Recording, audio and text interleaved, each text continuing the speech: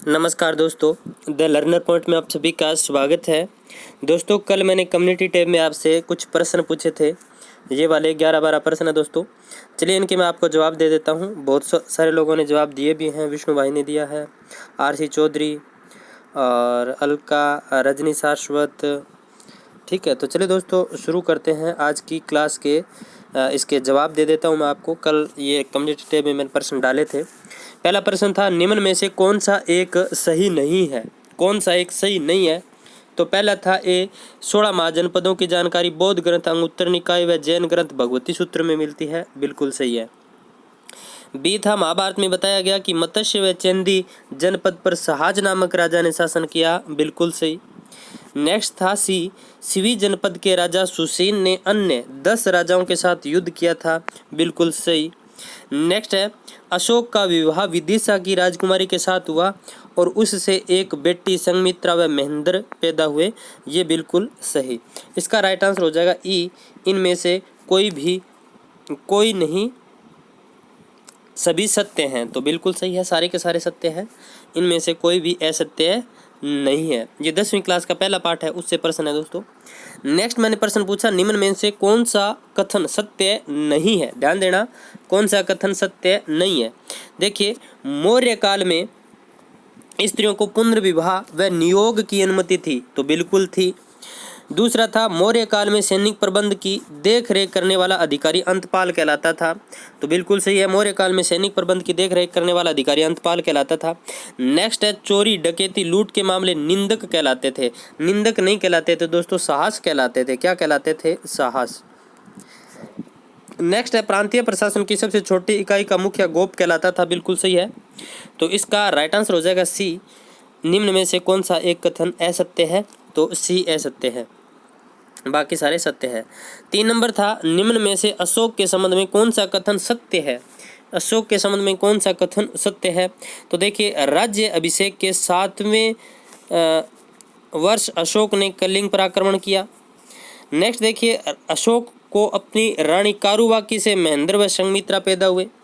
Next है, राजतरंगिणी के अनुसार अशोक बौद्ध ग्रहण करने से पहले विष्णु का उपासक था। नेक्स्ट है, दिव्य दान के अनुसार अशोक के समय तक्षशिला में 2 विद्रोह हुए। तो इसका राइट आंसर दोस्तों डी हो जाएगा, बाकी सारे असत्य हैं। ठीक है, और इनकी दोस्तों विशेष व्याख्या देखने के लिए आप 10th क्लास की जो बुक है उसका पहला चैप्टर देखना अच्छे से। ठीक है, नेक्स्ट देखिए, मौर्य राजा में लूणा अध्यक्ष से संबंधित था। कृषि, बुचड़खाना, सैन्य विभाग या इनमें से कोई नहीं। तो मौर्य काल में लूणा अध्यक्ष किससे संबंधित था? तो बुचड़खाने से संबंधित था दोस्तों लूणा अध्यक्ष।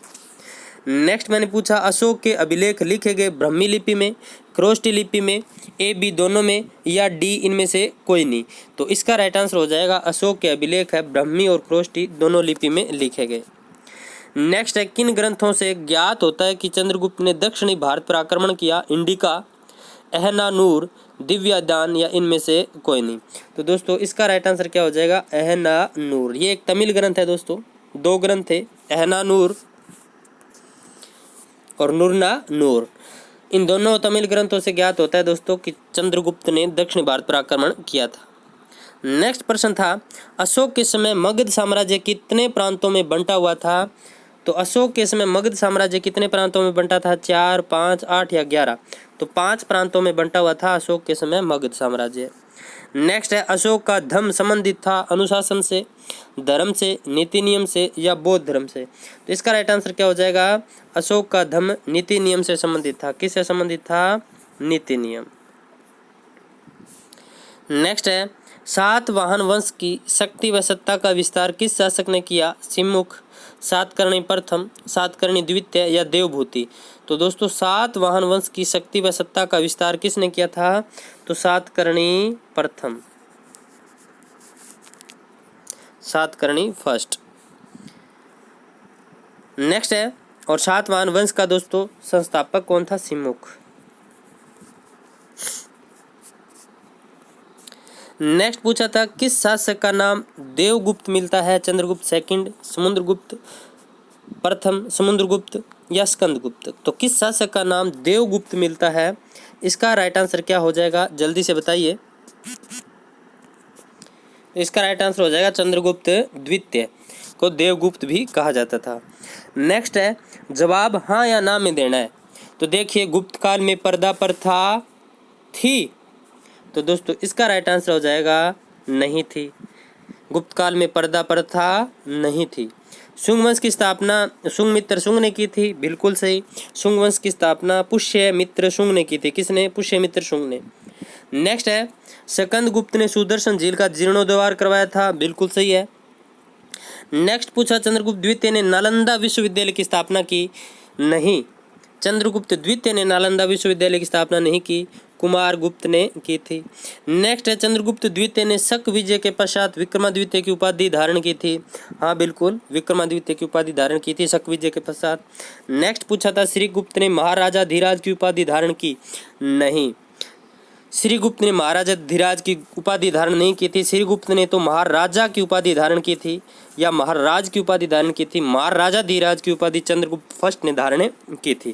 तो ये मैंने प्रश्न कल पूछे थे दोस्तों, आपको इनके जवाब मिल गए हैं। और एक था दोस्तों राजुक, हाँ 2 और रह गए दोस्तों। एक था सातवाहन वंश का संस्थापक सिमुख था, तो बिल्कुल सातवाहन वंश का संस्थापक सिमुख था। नेक्स्ट है राजू का संबंध न्याय व्यवस्था से था, तो बिल्कुल सही है, राजू का संबंध किससे था? न्याय व्यवस्था से था। तो ये दोस्तों 11 प्रश्न थे। 11 में गागर में सागर भरा था मैंने दोस्तों, बहुत सारे प्रश्न थे। तो आई होप आपको अच्छे लगे होंगे।